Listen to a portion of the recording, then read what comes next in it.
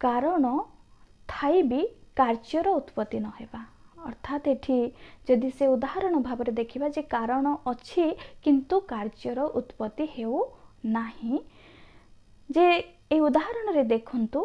खाउथिले द्रव्य स्वादु न लागे अर्थात एठी कारण कहिले आमे खाद्य खाउछंती किंतु स्वाद जानी पारु नाहंती अर्थात कार्यर उत्पत्ति हेउ नाही गंध घेनई उदासीनी गुणे आमे बास्नाटा को ग्रहण करुछंती किंतु तार सुबास बा कुबास को आमे बारी पारु नाहंती देखुथिले आखि चिन्हई नाही आमे आखि को देखुछंती आखि रे देखुछंती किंतु चिन्हि पारु नाहंती देखिबा